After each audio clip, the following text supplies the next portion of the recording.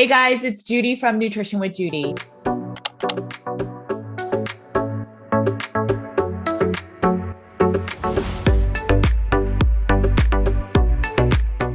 Thanks for joining me today. While you're here, please make sure to like and subscribe, hit the red button. And if you're listening to this on podcast, please make sure to leave a review as this allows my content to get in front of more people. My name is Judy Cho, and I'm board certified in holistic nutrition. And I have a private practice where we focus on root cause healing. And often we start with the Carnivore Cure's meat-only elimination diet. Today, I'm very excited. I had the pleasure of sitting down with Dr. Miki Ben-Dor. I saw Dr. Miki present at Carnivore Con, I think 3 years ago in Boulder, Colorado, at Carnivore Con that Amber O'Hearn hosted. It was a really great talk. Dr. Miki Ben-Dor is a PhD in archaeology, and he's affiliated with the Department of Archaeology of Tel Aviv University. Dr. Miki researches the connection between human evolution and nutrition throughout human prehistory. And Dr. Miki has written a lot of papers. I will cite those in the show notes, but you want to take a look at how he argues what kind of food we ate long ago. In our conversation, we talk a lot about the importance of meat and protein, how much protein we can actually eat in a day, and then the importance of carbs or not eating carbs. We talk a lot about that. I love that he's very honest and humble, and he just shares what he's learned and what he's gathered and what he's also seen in the science. Let's get right into the interview. Hi, Dr. Miki. I'm very excited to have you on my channel. I've heard you speak at Carnivore Con many years ago with Amber O'Hearn, and your talk was very impressive. And I just wanted to share a little bit of your wisdom with the people that are listening and watching. For the people that may not have heard of you, if you can introduce yourself. Sure. So my PhD is in archaeology, and I specialize in reconstructing human nutrition. And from that, I also branched out to human evolution because they are very tightly associated. I retired from work. I used to work in finance, in marketing, till I was about 52. And then I had enough, and I retired. And I love hunter-gatherers. And so I found in Tel Aviv University, in the archaeology department, people who knew something about how hunter-gatherers lived in the past. So I went there, and to cut a long story short, they proposed that I do a PhD, and I did. And since then, I must say that in the meantime, I wrote a book about how to retire, since I retired myself, and I loved it so much, which is based on the philosophy of hunter-gatherers. In other words, the assumption is that we are hunter-gatherers that are stuck in a very different conditions than the conditions that we evolved to live in. And at that time, I decided to do a little chapter about nutrition because I knew about paleo. And that was, the paleo was good, was a no-brainer for me. But what really brought me more deeply into the subject is when I found about what the catastrophe that's called the nutrition recommendations So then I understood how important it is to understand what kind of nutrition we evolved. And can you share a little bit about that with our community? I mean, most people, you can watch the movie Game Changers, and they argue that the strongest community were plant-based. A lot of people will argue that hunter-gatherers, there was a lot of berry eating and maybe even some of the fibrous twigs. But your thoughts are a little different. Can you share a little bit about what you think is the proper nutrition for humans and what you even think maybe the proper nutrition today? Yeah, well, the reason why these people say what they say is, first of all, they are motivated, sort of morally motivated. But many researchers today look at hunter-gatherers today, and they say, okay, in Africa, hunter-gatherers eat like 30% meat and 70% plants. So this must have been what our ancestors. Now, first of all, if you look at all hunter-gatherers, and this is what Lorraine Cordain did in a paper in 2000, you see, and his conclusion was that whenever they can, they eat meat. So that was already his conclusion. Now, I found out that the conditions that hunter-gatherers today live in, both from the ecological point of view and from the technologies that they have are completely different than what we had during the 2 million years of our evolution as a Homo species. And the problem is that the answer is not with the people that they are asked for it. In other words, people go to archaeologists, to paleoanthropologists, find out what people ate or how. Actually, what is not such a big problem because they ate everything. How much they ate, this is the question, and the answer is not in archaeology. It's not, you dig a archaeological site, you find bones, you rarely find any plants, but this is because plants don't preserve. So, but even if you did, there's no way to tell what quantity, what was the relative quantity. Right. Are the plants one day of where berries were abundant seasonally, or was it throughout? You just can't say it from there. So I went to other areas of science to look for the answer, mainly in the body, because when we evolved to consume a certain type of food. So our body, I was sure that I'm going to find in the body the marks or the remnants or whatever, the evidence of what we ate, because it takes the body to adjust many thousands of years. And so that's what I did. And other areas as well, like zoology. I wanted to see, for instance, what other carnivores are doing or what omnivores are doing. And I found out that all kinds of behaviors that we have are very, very much like the behaviors of other carnivores. And there was no question, for instance, that we hunt large animals. We hunted large animals. We still do. And the fact is that carnivores that hunt large animals, all of them are hyper carnivores. In other words, they get more than 70% of the calories from animals. Now, it makes sense because it takes a lot of time to learn how to hunt large game. You're hunting larger game than yourself, like a wolf or a lion. Yeah, they hunt game that is much larger, 3 times, 4 times larger than themselves. So they have to know how to do it. They have to cooperate. They have to learn how to cooperate. And you don't find any animals, any carnivores that do it part-time.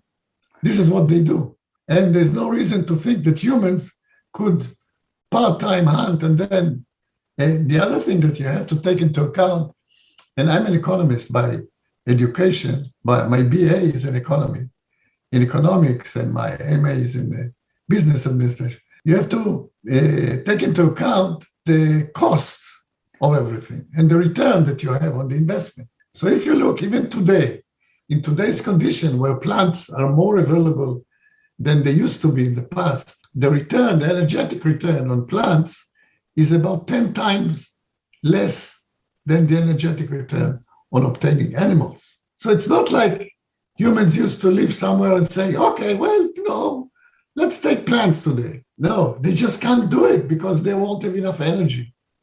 They have a limited budget of energy to spend, and they need the calories that they need. So a group of, 20, 30 people need 10,000 calories a day. If they don't, not 10,000, even 100,000 calories a day.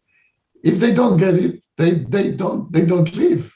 So for them to get 100,000 calories from plants, if they could get it from animals, of course they will choose to get it from animals where it costs them 1/10 of the energy. So all these considerations, physiological and all the other considerations, led me to the conclusion that humans were definitely hyper carnivores. In other words, they got more than 70% of their food from animals. While you were doing the research outside of the anthropological, subject, what other I guess, facets did you see that made you believe that we're a hypercarnivore? Obviously, the hunting skills is a big one, but from a physiological perspective, even comparisons to other carnivores in the wild, what were other things that you found? Right. I tell you what I liked most is when I found some things that the researchers themselves brought them to the conclusion that humans were carnivore. Wow. Only thing, nobody picked it up. For instance, something very strange, it doesn't make sense to you and me, but it made sense to the researcher, is the number of fat cells. Mm-hmm. Or the structure of fat cells. So it turns out that carnivores have many small fat cells and omnivores have fewer, larger fat cells. So the same amount of fat is stored differently in omnivores and carnivores.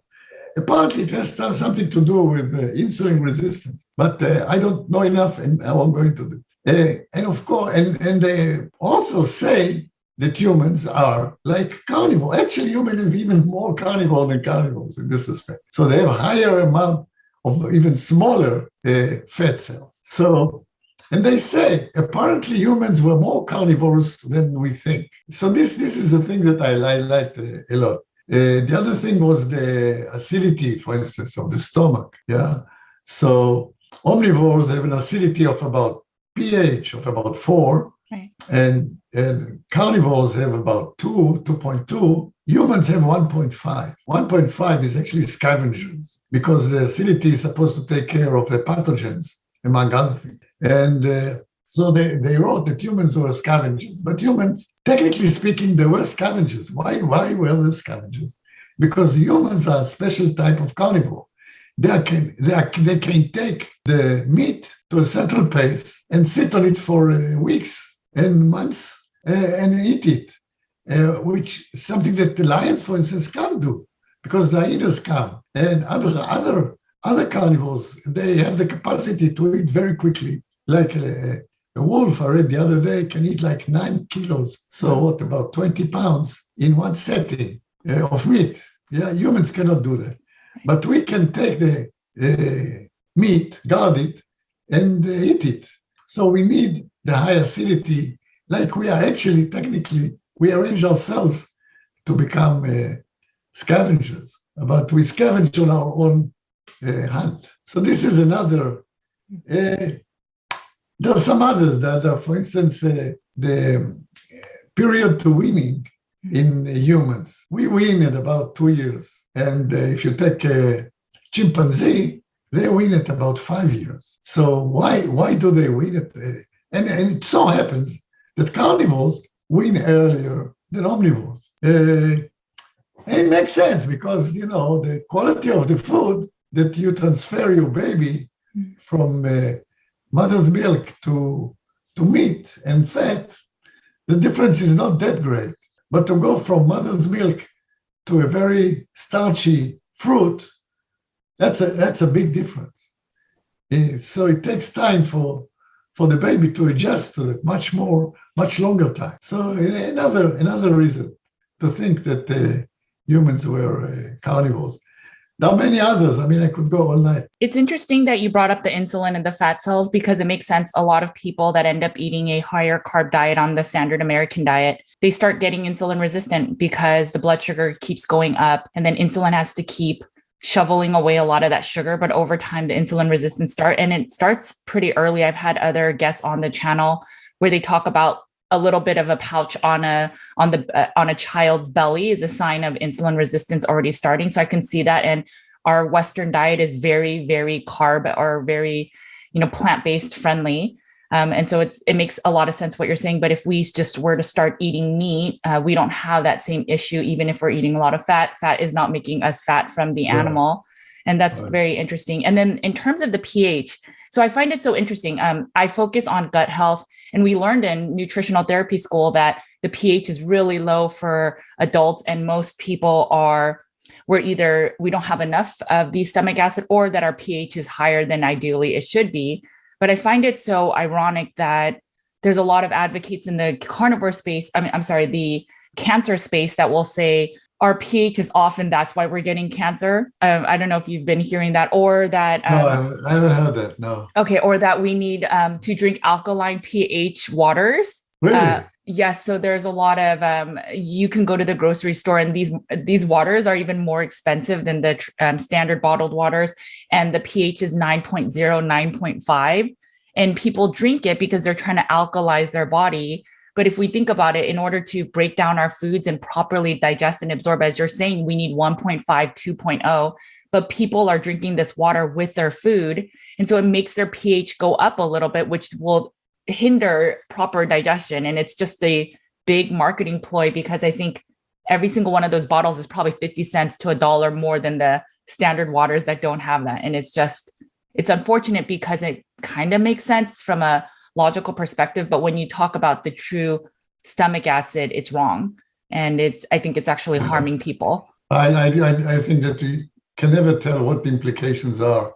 There can be many implications that we don't even think about. Yeah. Right. And they said that I believe the studies show that when people drink those waters, it makes your pH rise by 0.5 for at least 30 minutes to an hour. So imagine if you're maybe, because you're eating the wrong foods, your pH is at 2.5, and then you drink that and now it's at 3. How are you going to digest your foods? It's just really unfortunate. Actually, I used to take, I don't do it anymore, but I used to take some things to raise the pH, because with age, the pH actually falls. Oh, of your stomach acid or other parts of the body? Yeah, there's some stomach acid with age, like anything else. To produce a high acidic environment is energetically costly. Yes. And so when you grow old, your pH goes down. And sometimes it's advisable to actually take some acid to increase the pH. Yes.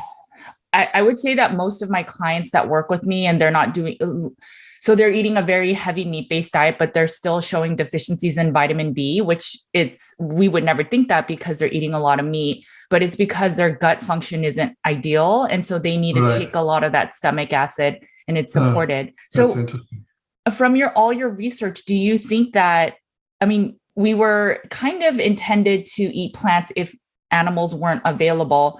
So does that mean in our modern society that we should be eating some plants? What are your thoughts with that? Should? No, I don't think we should. The question is, can we eat? Should, for sure not. We should not. We don't have to eat plants, as far as I can tell. That's not my area of expertise. But I would tell you this: if a hunter-gatherer got into a supermarket, he wouldn't know what he's seeing. There's nothing there except for the meat. Right. Yeah. Except for the meat and maybe the honey that he will recognize as food. So, the other thing, again, going back to not to the hunter-gatherers, but even to traditional societies that were, by the way, healthy. When Weston Price went to Ethiopia, Africa, he saw healthy farmers. He always remarked that the farmers don't look as good as the hunter-gatherers, but still they were quite healthy. But they learned to prepare the food. Like for instance, the Ethiopians take their bread that made from tooth. I don't know if you've heard of this. It's some kind of cereal that they use, and they ferment it for 2 weeks. 2 weeks. Nobody's going to give up inventory stock for 2 weeks if he doesn't need it. Right. So it comes out very sour, but this is what they do, which means that there's a lot of stuff there that need to be fermented. So I'd say if you are going to eat, legumes, etc., make sure that you ferment them or you sprout them, right. Prepare them in a traditional way. When you did your research anthropologically, even looking at the body, did you notice any older societies where they were starting to eat more plants and then maybe disease also in correlation also arising? No, that was only in the beginning. Okay. Only in the switch from hunter-gatherer to agricultural societies. At the beginning, you see an increase in pathology. Okay. And also with the Egyptians, which is, say, 4,000, 2,000 years ago, and the switch to agriculture happened 10,000 years ago. But mostly, agricultural societies were okay. But they learned how to, if you go, for instance, this brings me to the blue zones. The guy goes around in the blue zones and you find out that these are healthy people. Sure, they're healthy because they've lived in the same environment for thousands of years, maybe hundreds, at least hundreds, if not more. And they learned how to treat their food. So, and nothing changed. It's not like the Japanese went from Japan to the United States. They stayed in the same place. They did the same things. And they, by the way, adjusted also genetically to be more, because some people, for instance, can tolerate more sugar than others. There's a quite variety among humans. So yes, they got genetically adjusted. They treated their food. They used to eat the same food. And the longevity, in my opinion, comes from community support and other things, which reduce stress. But I agree with that. I just recently I've been reading this trauma book, and they talk about one of the most powerful tools to heal trauma is having community and having somebody you trust that really you feel loves you and is thinking about you. And it's more that than any of the other modalities he talks about. So I completely agree. I think a lot of the blue zones, well, one, they cook with lard is from my understanding. So they use animal fats, but additionally, they're very, very, their lifestyle is on point. So they will be in the sun. They'll do a lot of things in the outside nature and be with community. And we don't consider all of that when we're talking about just their diet is the answer of why they're living long. But I think that makes sense. I think that some people will listen to this though and say, well, if in the blue zone, these people have been able to genetically maybe turn on some epigenetics where they can now tolerate more carbs. So then does that mean in modern day that some of us can really tolerate carbs, and is that okay? Or is the diet still ideal to be carnivore? To me, the whole paleo template is a reducing risk. Okay. We don't know. The fact is, we don't know. We don't know more than we know. And so if you want to reduce risk, in my opinion, go back to the source. I don't know if if my genes are, I know a little bit my genes because I did some genetic testing. But how many people do genetic testing? Right. So, yeah, and my genes, my report came back. Don't touch vegetables. That's my personal situation. But how many people do this testing? They don't. So if you don't do it, the safest way is to go back to the source and to eat meat and fat. That cannot be wrong for you. All the rest is a game that you play. And, some of them, for instance, milk. I mean, how many people are sensitive to milk? How many people don't know that they're sensitive to this kind of A1, A2, all kind of stuff? So be safe. For safety, only meat and fat, of course, meat, fat. So talking about fat, there are many advocates in the space that will say, if you look at an animal in the wild, they're very lean. So when we are eating a lot of fat, it's actually not the right diet for us.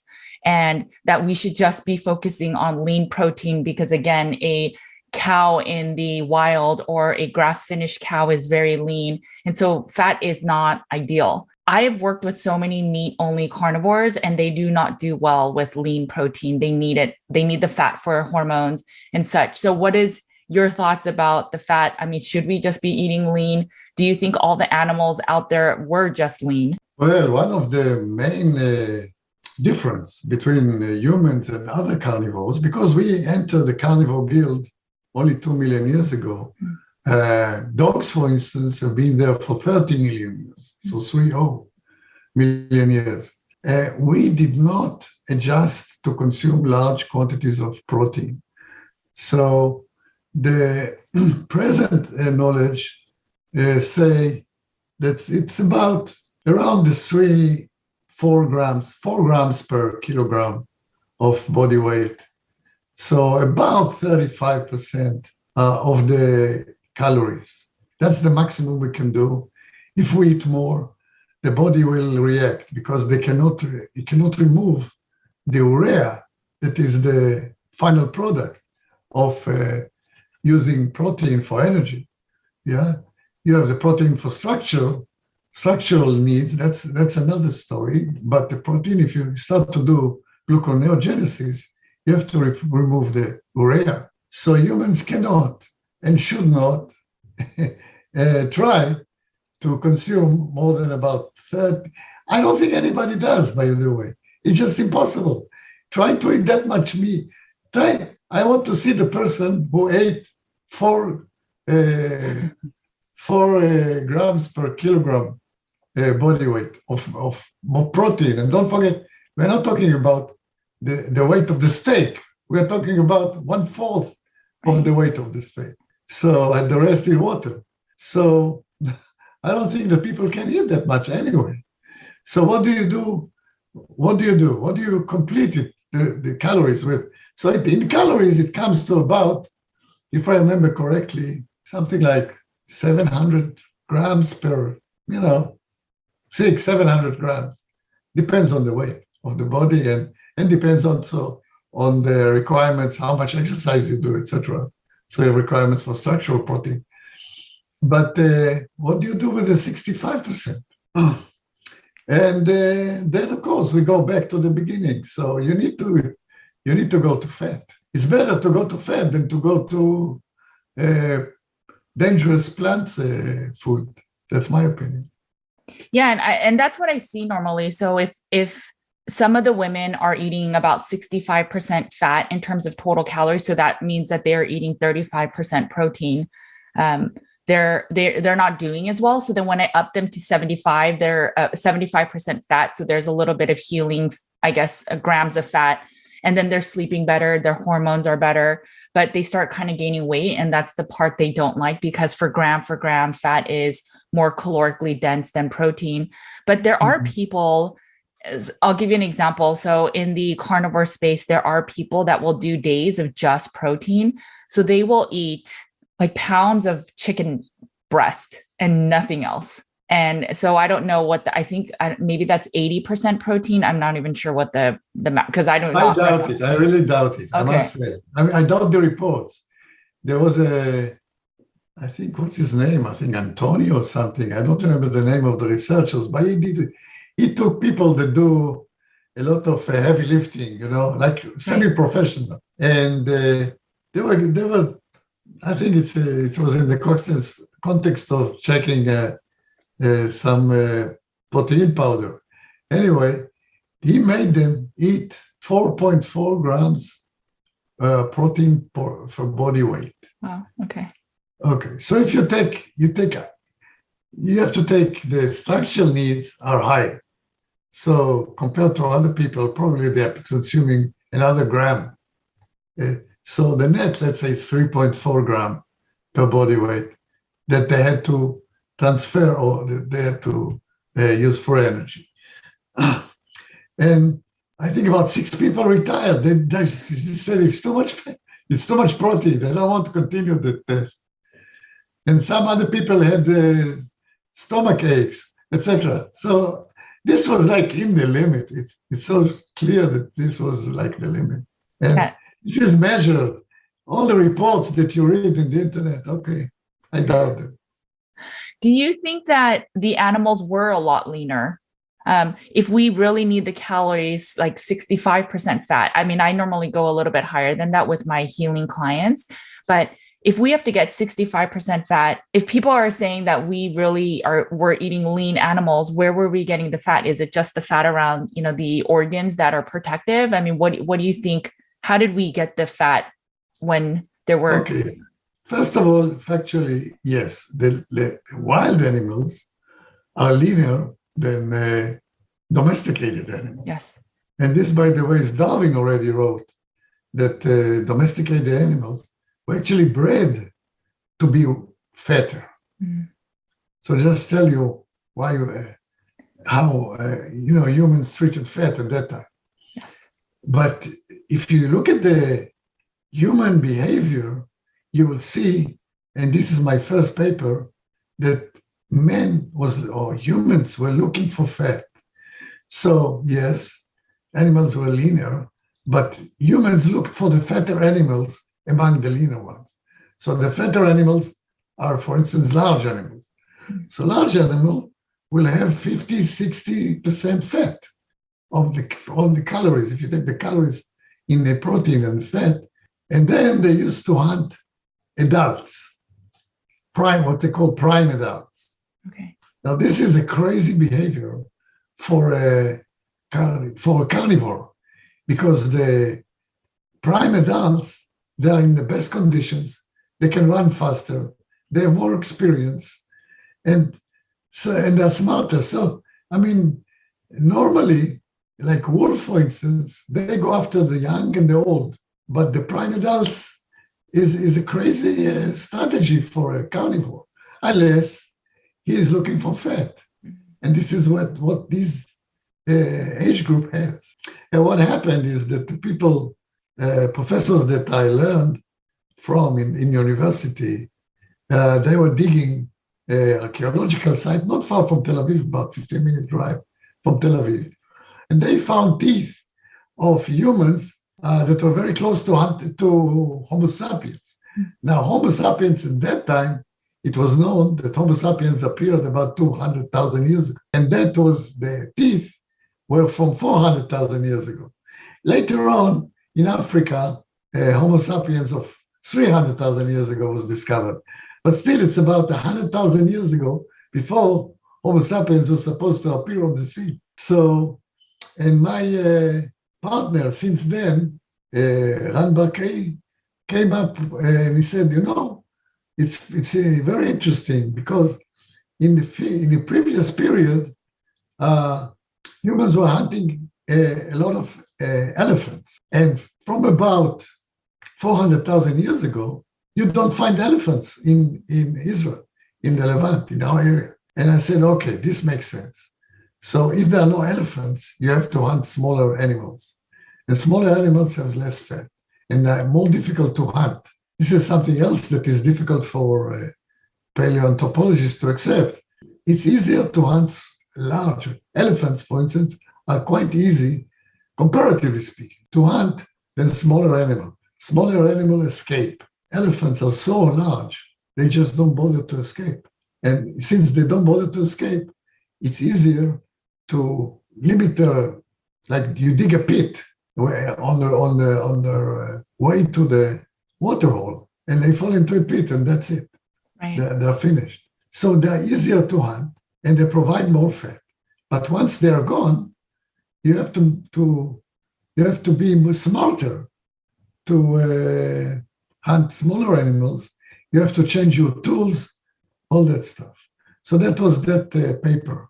But the paper showed that the effect was primarily the fat shortage, made the whole thing much more acute, because smaller animals have less fat. So you not only have to hunt, let's say, 80 more deer instead of one elephant, but you have to hunt 120 more deer, right, because you don't get the same amount of fat as you would have gotten from the elephant. If we talk about the hunter-gatherers, we talk about how men will be hunting. And so fine, maybe men need to eat more meat, but for women, we were gatherers, so we pick the berries. And so for women, maybe we are designed to eat a little bit more carbs.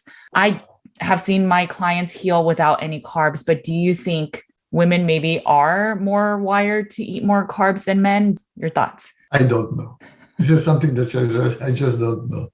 Yeah, it's true today that in hunter-gatherers, for instance, in the Hadza in Right. Tanzania, the women do eat more carbs than the men. Yes. Whether it was like that during our evolution, I don't know.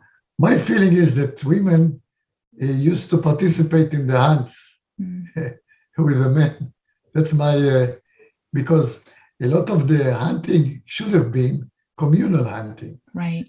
By the way, you could, it still existed in Alberta, for instance. There's a site called Head Smashed In, and they show how the Indians used to hunt bisons, driving them over a cliff. So that was a whole group affair.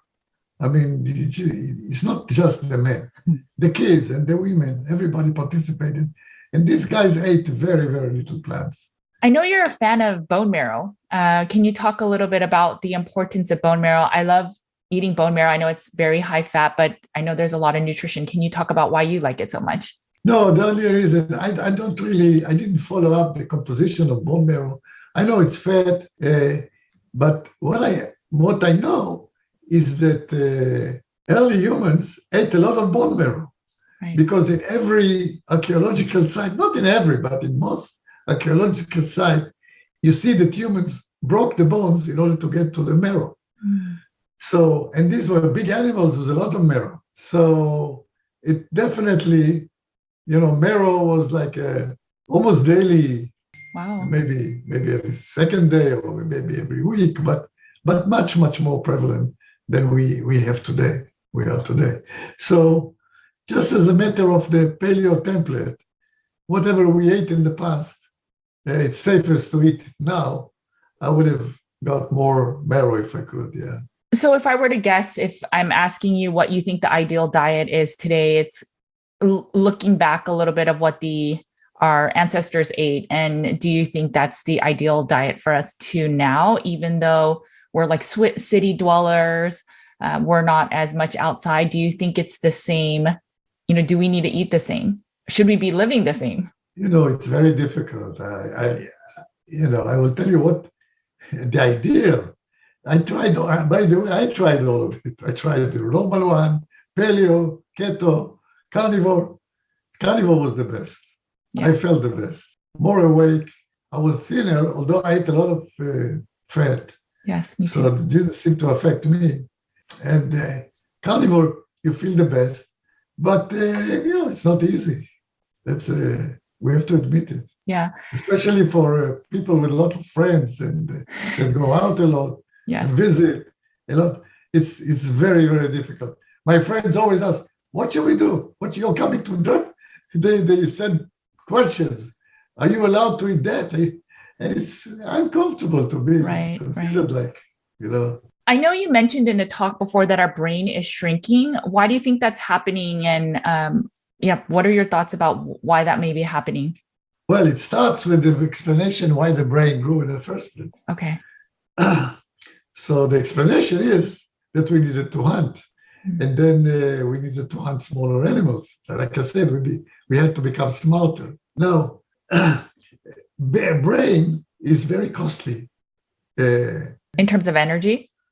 Yeah. I mean, it could consume like 20% of the energy. It's like, 5% of the weight or something. So evolution doesn't leave costly tissue I see. If it's not necessary. And what we see is that about 20,000 years ago, you see an increase in the consumption of plants. How do you see it? You see more tools that are specific for the processing of plants, okay? So, and they were not there before. So, yes, so they ate more plants, mainly because the large farmer disappeared. So they were ending up with when they started with a 12 tons elephant, they ended up with a 20 kilos gazelle. So not very much fat. Right. And you have to, like we said, you cannot eat a lot of protein, so you need to get it from somewhere. And if you don't have fat, you have to get it from plants. So anyway, With that, we see a decline in the brain size. So until that time, brain size was about, depends, it changed. It was 1500 cc, let's say. And today it's 1350, the average, 1500. So there's no argument that the brain size declined. Whether it continued to decline or not, I don't know. But it declined from about 20,000 years ago to today. And the explanation is that just we don't need it. Hunting, you just think about the brain power that you need to hunt. You have to make many decisions.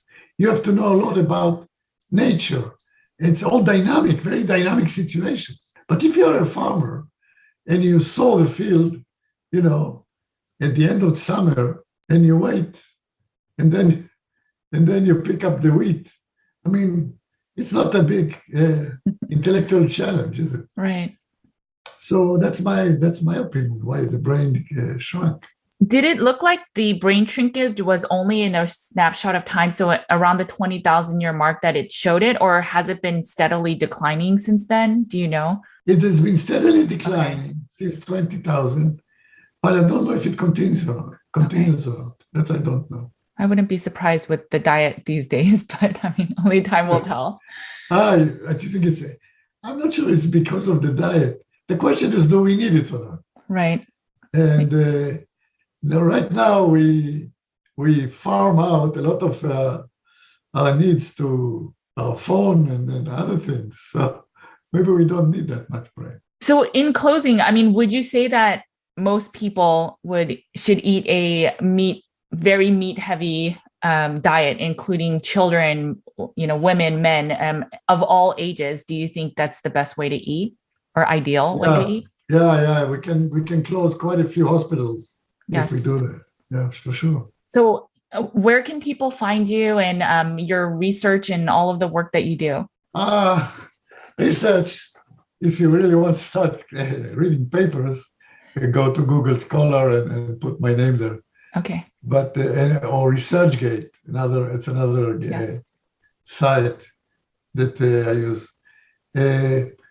On a day-to-day basis, that's I'm mostly active in Twitter. Okay.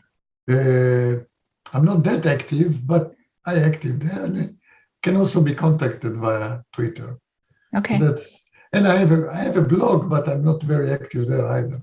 Okay. So yeah. Well, I'll put all of that in the show notes. Thank you so much for joining me today. I really appreciate your discussion about the importance of protein and especially fat. I think people are trying to lower the fat levels in carnivore to lose weight or be very, very thin. But I think for longevity and health, it's such an important discussion to talk about how important fat is and how even ancestrally we really search for the fat, because like you said, there's a limit of how much protein we can consume in a day physically. So thank you for that. Okay, you're welcome. Okay, I hope that you enjoyed this conversation. I love that Dr. Miki talks about the importance of why we were searching for fat and how we need it, especially when we cannot consume that much protein in a day. I will put his papers in the show notes, and you can also search him on YouTube and find a lot of his talks that really argue for the case for meat and fats and why carnivore is actually the most ideal diet for humans. Yes, it may not be that easy to follow in our modern society, but when it comes to true wellness and health, it probably is the key in terms of diet. Okay, guys, make sure to eat a lot of meat. Take care of your bodies because it is the only place you have to live. I will talk to you later. Bye.